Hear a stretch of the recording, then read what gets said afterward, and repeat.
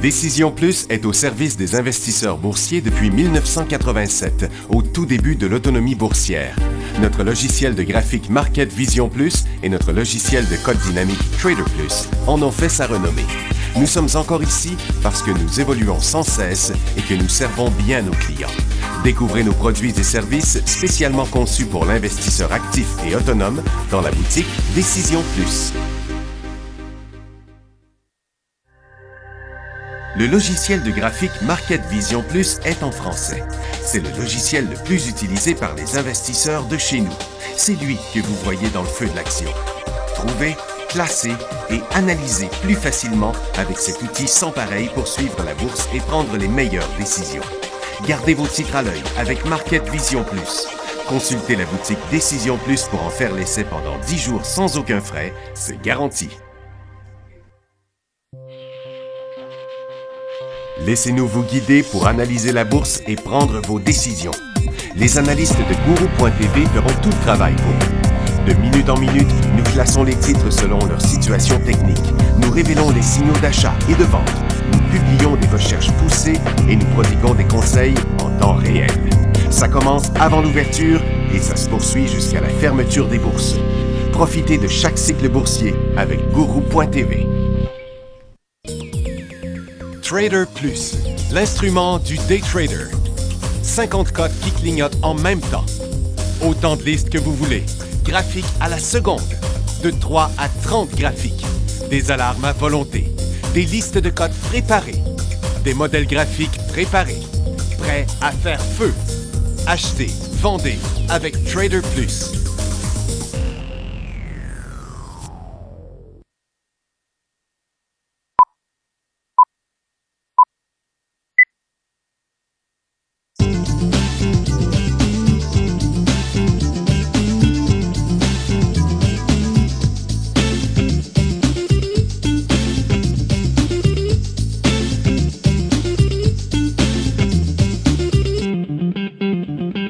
Bonjour, bienvenue dans le feu de l'action, 11h30, vendredi le 15 juillet. On a des marchés à zéro, là, pas mal. Moins 6 sur Nasdaq, moins 3 sur le Dow, moins 10 sur Toronto.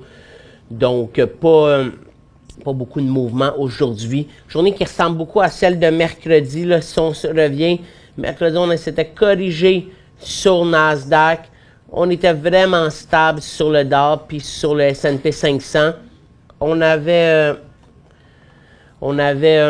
poussé quand même assez fort hier. Puis là, aujourd'hui, on semble vouloir, là, je dirais, rester stable encore. Donc, Nasdaq, c'est vraiment le plus précis pour un début de formation là. C'est ce qu'on veut avoir en ce moment, si on veut être capable de pouvoir rentrer dans le marché avec un meilleur point d'entrée. Sur le Dow, c'est vraiment le moins intéressant. Puis le S&P 500, bon, on se retrouve avec un double sommet dans les 2 derniers jours. On a un support qui pourrait être les 2 dernières fermetures. Donc ici aussi, si on commence tranquillement, si on est capable d'avoir au moins une autre, au moins lundi, mardi, stable, je pense qu'on pourrait avoir quelque chose d'intéressant, autant à la baisse qu'à la hausse. Parce que même si on se corrige encore à la baisse, si on repart en V-shape à la baisse, c'est tout le temps difficile de le savoir. L'autre chose, là, c'est qu'on parle de 2 points sur le Dow sur un mouvement de 1500 points. Il faut relativiser là, pas mal. Là. Ça va prendre beaucoup plus de baisse pour penser qu'on a inversé puis qu'on peut faire un vrai cycle baissier. En attendant, il y a tout le temps quelques titres qui se jouent à la baisse qui peuvent être intéressants. Donc, je veux juste commencer avec ça, vous montrer quelques titres d'intra-séance. Après ça, on va regarder nos secteurs énergie, or. Ça reste les 2 plus intéressants parce que c'est les 2 qui sont vraiment neutres. Puis après ça, on va répondre à des questions aujourd'hui parce que vraiment, c'est pas une grosse journée. Donc, en day trade, là, aujourd'hui, Ocean Power Technology, super intéressant. On a commencé hier, il est encore plus fort aujourd'hui. Ici, j'ai un graphique de 2 minutes sans période. J'ai plusieurs points d'entrée ce matin. Après ça, j'ai une formation neutre. J'en ai eu 2 ici, puis j'en ai un troisième là, qui serait vers les 7,61. C'est le plus beau titre pour moi. Sky People Joe, c'est un autre titre qui était intéressant hier. Là, on a eu un point d'entrée ici, un deuxième ici. Puis on pourrait en avoir un troisième à 6,92. 6,92. Le seul problème avec ces titres-là, c'est qu'on peut perdre beaucoup. 6,92 à 6,55. On parle de près de 40 sous, 6,6 %. Ici aussi, on avait quand même, je ne vous ai pas montré, là, mais si on l'achetait Si on l'achetait dans ce coin-là, le 7,50, moi je sortirais là, sur l'inversement du couloir vers les 7,10. Donc ça fait quand même, là, ça c'est pas si pire, 7,30 à 7,10. Mais si on veut attendre, c'est plus 6,98, puis là on commence à augmenter notre perte. Archco sur New York dans les matériaux est aussi intéressant. Ça paraît pas beaucoup, mais il monte tranquillement. Le point d'entrée le plus intéressant, c'était ici, à 9,43. On est à 9,65. Donc, c'est 20 sous, c'est 2 c'est pas beaucoup. Mais en ce moment, c'est ça que le marché nous donne. Dans l'or, ça l'a dégonflé un petit peu, mais l'or, on va en reparler tantôt. Puis j'ai HVU, hein, HVU qui semble aujourd'hui plus actif que la baisse sur le marché. J'ai expliqué dernièrement qu'HVU semble arrêté. Le VIX est arrêté, est à 12,6 en légère baisse aujourd'hui. Mais on n'a pas autant de baisse sur le VIX qu'on a de hausse. Aujourd'hui, le marché ne chute pas, mais le HVU augmente, puis le TVIX à New York aussi. Donc, ça a été difficile d'avoir les points d'entrée dans le premier mouvement, mais on en a un ici.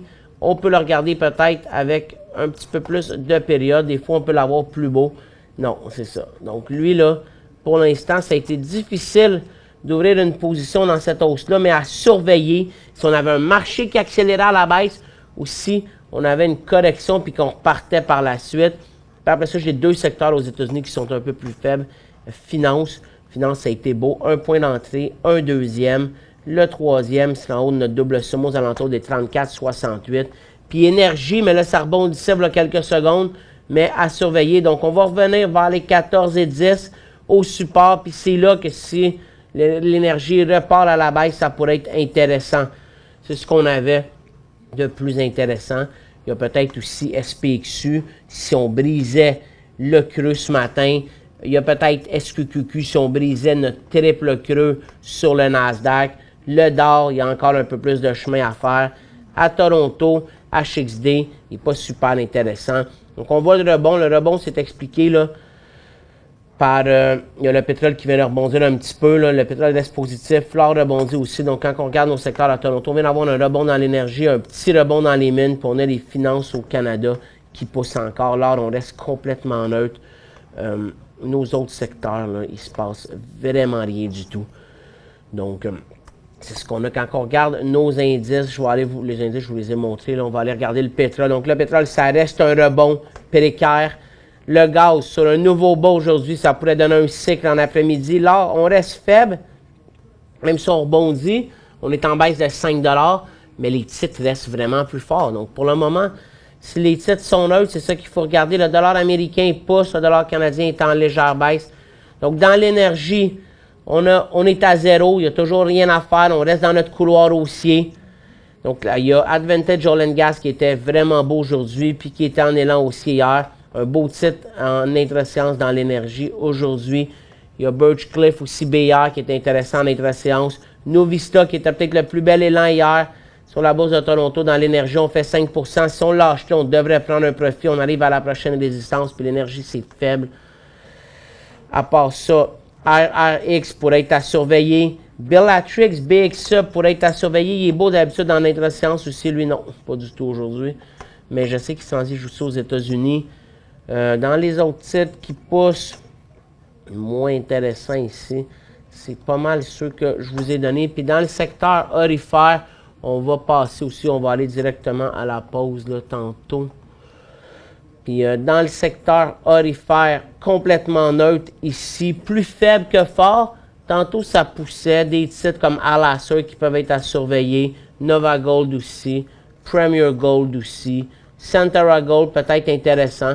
Donc, des titres qui peuvent être jouables en intra-séance jusqu'à temps qu'ils donnent un élan haussier. 7,56, on aura un point d'entrée sur Centera Gold. Tanzania, pas beaucoup de volume, là, mais c'est peut-être un des plus beaux aurifères. Commence à donner un élan là, crédible ici. Juste le volume qui ne l'est pas. Mais c'est son volume moyen. Il va faire un plus gros volume que d'habitude. C'est juste qu'il ne transige pas beaucoup. Les titres qui sont faibles là, habituellement, ben là, il y a Pretium ici qui s'approche d'un élan baissier. Donc ça, si on l'a acheté ici, on peut être un peu plus patient, mais si on l'a acheté, disons, le 11 juillet, moi, je sortirai aujourd'hui si on va un peu plus bas. Dans les titres faibles qu'on a Detto Gold, regarde, ça, c'est un élan baissier. Même si on l'a acheté ici, on devrait sortir, on va commencer à perdre de l'argent. On inverse aussi notre couloir. Donc ça, c'est un titre qu'on devrait sortir Detto Gold.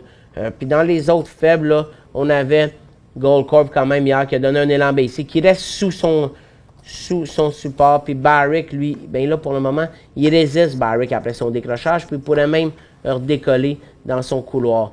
Donc il n'est pas si pire que ça. Agnico Eagle, un autre complètement neutre. Donc dans l'or, la majorité sont neutres. Il faut voir si les titres vont être capables de pousser, même si l'or lui montre plus de faiblesse.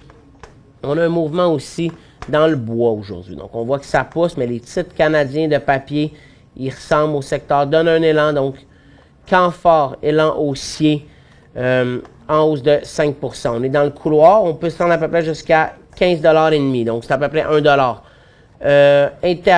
Interfor, lui aussi, ils sont tous pareils les titres. Lui aussi, c'est un élan. Plus difficile de voir le couloir. Lui, on serait pas mal directement dessus.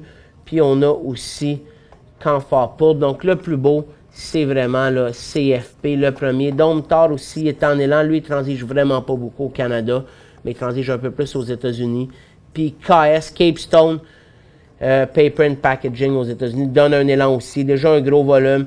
Donc lui, on aura à peu près une perte d'un peu plus que 5 %. Ce qui est intéressant, lui, c'est qu'il est plus en couloir haussier que les titres canadiens. On a un potentiel jusqu'à peu près 16,60 $. Donc on parle de 2 $. On pourrait aller chercher un 10 % là-dessus. Et c'est tout. Donc mes plus beaux là-dedans, là, c'est CFP puis KS pour moi. C'est ce qu'on a comme titre. On va faire un petit peu de nouvelles européennes puis asiatiques. Donc nos monnaies, on les a vues. Le Nikkei en hausse de 0,2 %, 1,5 % en Chine. On avait plusieurs indicateurs en Chine, ils ont tous été positifs. On a le PIB du deuxième trimestre en hausse à 6,7, c'est meilleur que l'estimé de 6,6. La production industrielle en hausse de 6,2, c'est meilleur que l'estimé de 5,9. Les ventes au détail en hausse de 10,6, c'est meilleur que l'estimé de 10. Mais la bourse n'a pas monté tant que ça. Du côté de Shanghai, on était à 0 complètement. À Londres, on est à 0. Londres, puis les bourses européennes ont été un peu affectées par les attaques terroristes qu'il y a eu, les attentats à Nice. Il y a aussi des titres dans les voyages des compagnies aériennes puis les croisières qui est en baisse. Ce que je disais, par exemple, aux clients ce matin à 9h15, c'est qu'il ne faut pas se faire prendre avec ces baisses-là. Souvent, ces titres-là vont baisser dans l'immédiat, réaction. Mais quand on regarde 2-3 jours plus tard, si le marché continue à monter, ils vont tout reprendre. Je vais vous montrer la liste, mais ce n'est pas intéressant à vendre à découvert. Moi, je ne les transigerai pas, ces titres-là, tant que le marché ne montre pas plus de faiblesse. Si le marché montre de la faiblesse, ils vont chuter autant que le marché. Donc, on a ça ici. Donc, ça a commencé avec les airlines. Donc, on le voit, un des plus gros airlines européens, mais pas les plus gros, là, mais un des airlines européens, basé à Bruxelles, Ryanair, qui est un low cost. Il a ouvert, il a tout repris. Donc, s'il y a un titre d'airline qui aurait pu être affecté, c'est des titres qui sont exclusivement en Europe. T'sais. Save baisse un petit peu plus, là aussi, sont beaucoup en Europe.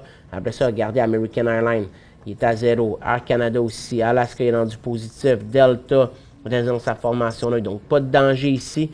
Les titres de croisière, par exemple, chutent un peu plus, mais ils étaient déjà faibles. Donc, reprise du couloir baissier. On a un potentiel d'environ 2 $ là, sur peut-être Carnival ici. 2 $ ici aussi sur Carnival. Norwegian Cruise Line, c'est la deuxième journée. Royal Caribbean, on a un potentiel à peu près 65. On parle de 5 $. C'est chute, mais regardez, il y a déjà tout repris. Donc, ça, on le voit bien. On a ouvert à la baisse, puis depuis ce temps-là, couloir pourrait même redonner un autre point d'entrée intra-séance. Puis après ça, les hôtels, ça ne bouge pas du tout. Puis dans le tourisme, des titres comme Expedia, on a tout repris. Liberty aussi, Priceline un petit peu plus faible, mais j'étais sceptique qu'on chute jusqu'à à peu près 1175, presque 150 $ parce qu'il y a eu la tragédie à Nice. Là. Je pense pas que ça va arriver, donc j'étais vraiment prudent à penser à vendre ces titres-là. On avait plusieurs banques américaines qui publiaient leurs résultats financiers, mais c'était plutôt ordinaire. On va aller regarder ça. On a la pause dans 1 minute, puis après ça, on va commencer à répondre à des questions. Donc, Citigroup qui avait des bons résultats financiers passés négatifs, c'est pour ça que FAZ devient intéressant. Wells Fargo, lui, est rendu en élan baissier, gros décrochage. US Bancorp, on a tout perdu. First Horizon aussi. Infosys, c'est dans la technologie. Gros échec sur ses résultats financiers. Puis Shawcom est en baisse. Shawcom, ce matin, on avait l'impression qu'il pourrait décoller puis traverser. C'est pas le cas. 25,60, on aura un élan aussi. Citrix, c'est une émission d'action. Puis Herbalife, ben la US Federal and Trade Commission a déterminé qu'Herbalife n'était pas une pyramidale, qu'elle allait avoir à payer une amende de 200 millions. Et c'est tout. On avait quelques indicateurs aussi aux États-Unis. Inflation en hausse de 0,2, anémique sur un an, 1%. Vente au détail, hausse de 0,6, on s'attendait à 1,1, donc c'est positif. Indice manufacturier à 0, on s'attendait à 5, c'est négatif. On s'en va à la pause, on finit quelques nouvelles, puis on répond à vos questions. Pour joindre Michel Carignan et son équipe par courriel, écrivez à michelcarignan@decisionplus.com. 5 bonnes raisons de gérer vos investissements avec Banque Nationale Courtage Direct. Des frais de commission fixes à 9,95 en tout temps pour tous les clients et à partir de seulement 6,95 si vous êtes un investisseur actif. Aucun frais d'administration annuel si vous détenez plus de 20 000 $ dans vos comptes. La possibilité d'ouvrir des comptes enregistrés en devise américaine. Des outils performants afin de faciliter vos prises de décision. Un service à la clientèle primé et un niveau de satisfaction parmi les plus élevés de l'industrie. Pour en savoir plus, visitez le bncd.ca ou appelez-nous dès maintenant. Décision Plus est au service des investisseurs boursiers depuis 1987, au tout début de l'autonomie boursière. Notre logiciel de graphique Market Vision Plus et notre logiciel de code dynamique Trader Plus en ont fait sa renommée. Nous sommes encore ici parce que nous évoluons sans cesse et que nous servons bien nos clients. Découvrez nos produits et services spécialement conçus pour l'investisseur actif et autonome dans la boutique Décision Plus.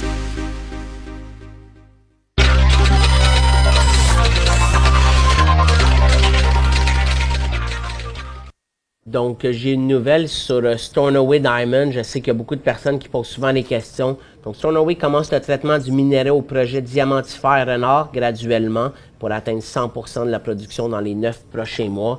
Donc, le titre réagit positivement là-dessus, plus 5%. On vient de commencer à pousser vers 10h50, donc dans la dernière demi-heure. Honnêtement, moi, je ne vois pas de point d'entrée avant 1,05 $. Il faudrait passer la résistance vers les 1,08 $ pour avoir un beau point d'entrée. Il est achetable aujourd'hui. Si on l'achète aujourd'hui, il faut penser sortir sous les 95 sous. Donc, on parle d'un 7 sous.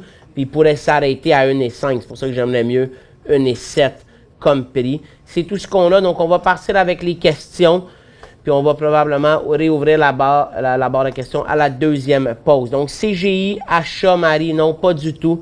CGI qui est dans un couloir baissier depuis avril. On fait des rebonds, mais ce n'est pas des rebonds qui avancent beaucoup. Lui a été plus intéressant. Lui, pour le moment, on n'est pas encore à la ligne de tendance. Donc là, il y a deux options en fin de compte. Si vous voulez prendre la chance et vous dire il va rebondir, on l'achète vers les 56,75. On sort à 56, puis on pourrait espérer qu'il s'en à 60 puis prendre un profit. Ça nous donne à peu près 6%. C'est à peu près ça la stratégie. Sinon, on attend les lanciers à 58. Là, on vise les 60, puis ça va être moins parce que le titre, il va arriver ici. Puis là, on va juste faire 2 $. C'est les stratégies. Je pense pas que c'est l'achat le plus intéressant en ce moment.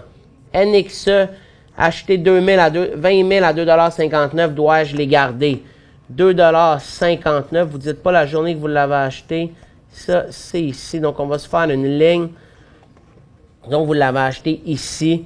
Moi, je pense que le point de sortie, c'est aux alentours des 2,42 $ sur le titre. Il est en couloir baissier. Vous en avez 20 000, c'est presque une position de 50 000 $. Dépendamment de la grosseur de votre portefeuille, ça peut paraître beaucoup. À 2,42 $, là, on a inversé la formation triangulaire. S'il traverse par en haut, par contre, il pourrait retourner à 2,48 $.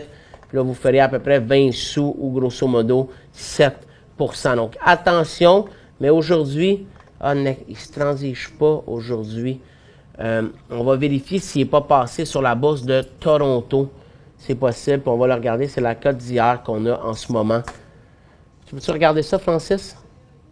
NXE sur croissance, s'il ne serait pas sur Toronto. Puis on va en parler après la deuxième pause. PE, j'en ai pas. On fait quoi? On attend. Oui, on attend PE. PE, il y avait un point d'entrée le 8 juillet. Prochain point d'entrée, il va être là à 83 sous. Ça, c'est dans... ça dit or. Vous voyez, je pensais que c'était de l'uranium, mais ça doit être de l'or. Donc, 83 sous, prochain point d'entrée. Vous avez fait un beau cycle de décembre à avril. Il pourrait repartir. Là, la pression est un petit peu plus à la baisse. Est-ce qu'on réduit notre position pour protéger d'une plus grosse perte sur GSC? 1,74 $. Bon, on en a parlé l'autre jour, je pense, de votre titre. Là, on est en forte hausse. C'est un des titres tarifaires les plus forts en ce moment. 1,28. Vous perdez toujours 35 sous, mais il est sur la grosse pente ascendante. Moi, j'aurais confiance. Il faut que vous vous rendiez ici. J'attendais de voir si le secteur va décrocher avant de penser à fermer. C'est le titre le plus solide du secteur, puis le secteur résiste vraiment bien. Si vous avez une grosse position, vous pourriez en réduire maintenant en vous disant comme ça, si j'ai une surprise, je vais chuter. Je n'ai pas la raison pour laquelle il a poussé comme ça hier. Salut Michel, tu parles de fin de cycle haussier, mais penses-tu qu'ensuite nous aurons sur le Dow Jones des hauts historiques 19 000, 20 000 ou alors avec l'actualité tendue, Chine, Brexit, élection US, on va entrer en bear market? Il y a de la difficulté à croire qu'une année électorale, on va chuter énormément. 19 000, c'est 500 points. Donc aujourd'hui, ça paraît vraiment plus gros. Je pense que tout va dépendre des résultats financiers. Je pense que ça a quand même semi-bien commencé avec les banques dans les derniers jours. L'Alcoa aussi au début de la semaine. La semaine prochaine, on va avoir des grosses technos. Dans les 2 prochaines semaines, on va avoir la semaine prochaine, comme j'ai la feuille ici, regarde, on va regarder ça ensemble. Parce que je pense que tout passe par les résultats financiers. Donc, exemple, lundi, Bank of America le matin, IBM, Netflix, 2 grosses technos. Mardi, Goldman Sachs, Johnson & Johnson, Casey Salton, Lockheed Martin, Philip Morris, United Health, puis Microsoft le soir. Donc, beaucoup de gros Dow Jones là-dedans, puis des grosses compagnies dans plusieurs secteurs. Donc, mardi, c'est une grosse journée. Mercredi matin, M&T Bank, Morgan Stanley. Le soir, American Express, Intel au Canada, Canadien Pacifique. Jeudi, on a l'annonce de la BCE. Jeudi, là, ça, c'est un événement quand même important. Mais puisque l'Angleterre n'a rien fait hier, la BCE, je pense qu'ils vont garder aussi le statu quo pour l'instant. Mais jeudi, on a d'autres banques, BB&T, Bank of New York, on a Dr. Horton, General Motors, Pulte Group, Travelers. Puis le soir, on a Chipotle, Mexican Grill, Starbucks, Visa. Au Canada, on a Encana. Puis vendredi, on a American Airlines, GE, Honeywell. Donc, en gros, là, j'ai quelques technos importantes. J'ai encore beaucoup de banques. J'ai des titres industriels comme Casey Salton, GE, Honeywell, GM aussi dans la consommation discrétionnaire, Pulte Group, j'ai des constructeurs de maisons.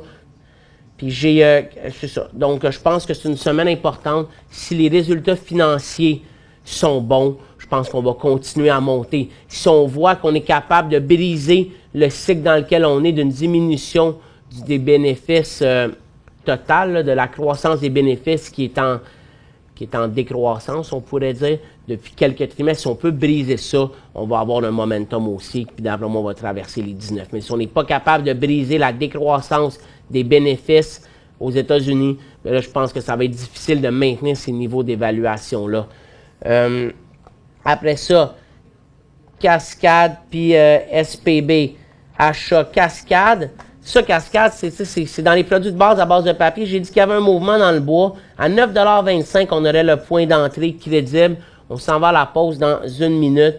SPB, lui, je sais moins de c'est dans quoi. Je sais que c'est dans les industries, là. Donc, bien d'équipement. Je suis moins sûr. Lui, il est vraiment solide. C'est pas un titre qui bouge beaucoup. Je pense qu'il serait plus intéressant en haut de 11,50 $, mais à partir de 11,34 $, il pourrait repartir à la hausse. États-Unis, EPU est-il relié au prix du cuivre? EPU, c'est l'indice du Pérou. Le Pérou, c'est le plus gros producteur de cuivre. Donc, oui, on peut les relier, mais ça suit les compagnies au Pérou. La majorité, ça doit être des minières dans le cuivre, probablement, là, mais je ne sais pas c'est quoi les titres. Si vous faites des recherches, vous pouvez sûrement voir c'est quoi le top 10 du holding de EPU. On s'en va à la pause. On va ouvrir la barre parce qu'il me reste 2 questions, puis on va finir de répondre aux autres questions.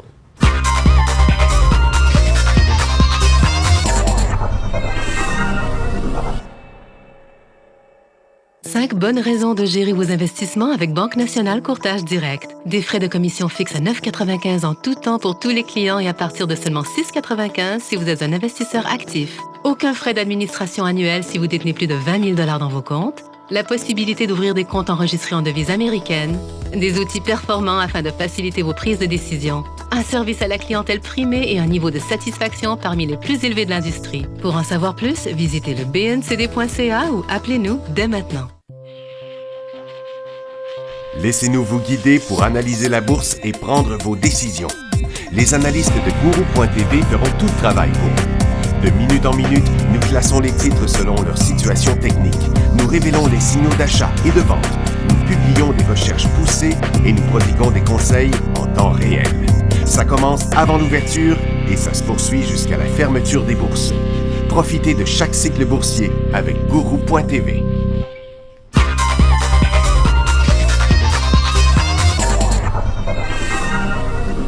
Bonjour, bienvenue sur Guru.tv. Donc, retour de la pause. Donc, les marchés sont en baisse quand même en accélération. Nasdaq, on vient de passer le double creux. Donc, SQQQ pourrait être intéressant à ces niveaux-là. Le S&P, on est collé sur le creux d'hier. Donc, SPXU pourrait être intéressant si on fait un nouveau bas. Le Dow, j'attendrai un petit peu. Toronto, ça c'est HXD, mais il se transige moins. Donc, dans les secteurs, on voit là que... Je vais juste vous effacer les lignes, puis après ça, je vais vous parler d'Anexa. Mais donc, or, ça serait HGD, mais il n'y en a pas vraiment d'FNB. Puis Stephens Quantum, puis Tech qui pourrait décrocher. Énergie, aux États-Unis, semblait plus beau. Finance aussi aux États-Unis était un peu plus beau. Donc, de ce côté-là, j'attendrai. Mais si on vient voir, le HVU, donc, il reste un des plus intéressants. On n'a pas eu de point d'entrée, mais là, vous voyez, on en a un point d'entrée si on décollait. 8,26$ sur HVU. Phase continue d'accélérer. C'est probablement un des plus beaux FNB en ce moment. Prochain point sera à 34,80. Puis l'énergie aux États-Unis, bien, on n'est pas retourné ici, mais on a fait notre formation là, et puis on avait notre point d'entrée à 14,20. NXA est rendu sur la bourse de Toronto. Donc, je me souviens plus de votre prix exactement que vous l'avez. Je pense que c'était 2,59 $. Et là, en ce moment, il transige à 2,51 $. Donc, grosso modo, vous êtes au même prix qu'il est en ce moment. Vous êtes retourné ce matin à votre prix payé avant de dégonfler. Donc, si vous êtes inquiet, vous sortez maintenant ou sur un rebond à la hausse au prix payé. Sinon, comme je disais tantôt, le vrai point de sortie, ça serait 2,42 $, 2,41 $. Et là, on va retourner à nos questions. Bonjour, j'ai 600 actions de HOU à 9 $ et 400 actions de HOD à 12,42 $. Donc, grosso modo, ça donne à peu près la même valeur de position. Je comprends juste pas, parce que si votre HOU monte, votre HOD baisse. Donc, ça veut dire qu'il va falloir que vous, disons que vous feriez du profit avec HOD, là, ce qui est le cas. Vous faites 70 sous. Mais disons qu'il repoussait ici. Puis là, vous allez vendre HOD pour prendre un profit. Mais là, il va falloir vous dire, je ne vends pas HOU ici parce que là, je veux faire de l'argent. Sinon, ça va. Je vais éliminer mon gain d'un bord puis ma perte de l'autre. Donc, en fait, c'est comme un trade un petit peu. À moins que c'est ça, à moins que ça la donne que vous soyez capable de vendre HOD au maximum, exemple. Puis qu'à partir de ces niveaux-là, parce que là, HOU va être rendu ici, puis vous allez perdre 1 $, mais qu'après ça, HOU rebondisse, puis que là, vous reveniez revendre HOU au sommet pour faire de l'argent sur les deux côtés. Je pense pas que c'est une bonne tactique d'avoir les deux en même temps. À moins qu'il y en a un que vous soyez à plus long terme que l'autre, mais je pense que les bêta-pro ne devraient pas être à long terme là-dessus. USO est toujours en tendance baissière, oui. Donc, vous aimeriez acheter HOU de nouveau à son bas, bien, ça veut dire que c'est à 8 $ son bas HOU si on ne décroche pas à ce niveau-là. Écart de performance entre SPY puis XIV est-il quelque chose de significatif? Bien, j'ai beaucoup de difficultés à parler d'écart de performance. Là. Si on regarde, là, depuis le creux, il est passé de 20 à on va dire 29. Là, on va faire un chiffron. 20 à 29, 40% environ. SPY de 198 à 215, à peu près 10%. Donc, un UPRO, on va le mettre, là, ça serait plus SUPRO qu'on achèterait si on veut comparer avec un XIV. UPRO de 56 à 72, ça veut dire 16 $, ça veut dire grosso modo 30%. Donc, les deux, ils ont fait 30%. Donc, il n'y a pas d'écart de performance entre le FNB à effet de levier puis XIV pour moi. HUV est trop tard pour l'embarquer, mais pas en hors, pas en intra-séance, non. Non, puis moi, HUV, le gars, il est encore super beau. Il faut juste un bon point d'entrée. HUV, comme je dis toujours, moi, je pense qu'il faut faire très attention de détenir ça sur une... overnight. Il faut être capable de prendre un profit. Donc, si vous l'achetez maintenant, vous avez encore 4 heures pour le transiger puis être en mesure de prendre un profit puis vous dire, je vais le conserver jusqu'à lundi. Donc là, s'il était capable ou s'il redonnait un coup, il pourrait avoir des points d'entrée. Mais c'est sûr que si vous l'avez acheté, disons, à 8,16 puis que le marché rebondit, il peut chuter rapidement à 8 $. Il faut que vous soyez prêt à prendre une perte s'il tombe à 8,6. C'est un titre que ça peut faire mal rapidement si le marché inverse, mais pour le moment, on semble en bonne position pour continuer à la baisse. J'ai plusieurs positions dans l'or. J'ai pris quelques profits ces derniers temps. Devrais-je liquider le reste encore à profit ou pensez-vous que ça peut remonter? Mais je pense qu'on en parle depuis le début de la semaine. Je pense que si vous faites beaucoup d'argent ou suffisamment d'argent en haut de 10, 12, 15 %, vous aviez pris un profit à 5 %, vous devriez prendre des deuxièmes profits. Mais gardez-en parce que les titres tarifaires sont super solides. Mais des deuxièmes profits, si vous faites en haut de 10, 12 %, c'est bon. Acheter BIR hier à 8,32. Mais ça, BIR, c'est un des beaux. À 8,32, 9,9. On prend un profit. Premier point de sortie, 9,12. Parfait. Deuxième point de sortie, 9,5. Ben non. Non. Là, vous avez pris un profit à 9,12.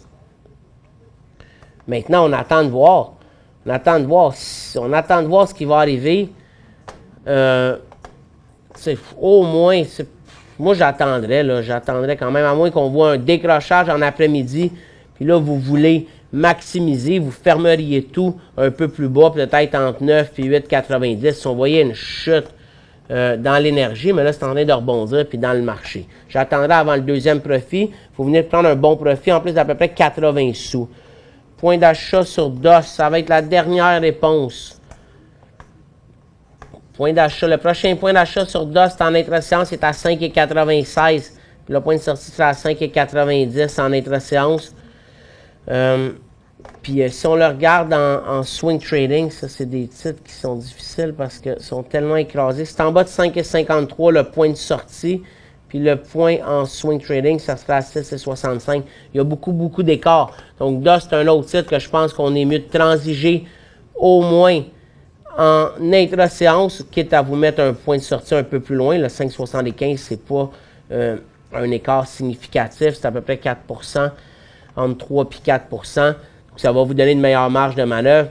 Mais vous devriez l'acheter à la hausse avant qu'il soit en élan aussi, parce que sinon, ça va être beaucoup trop loin.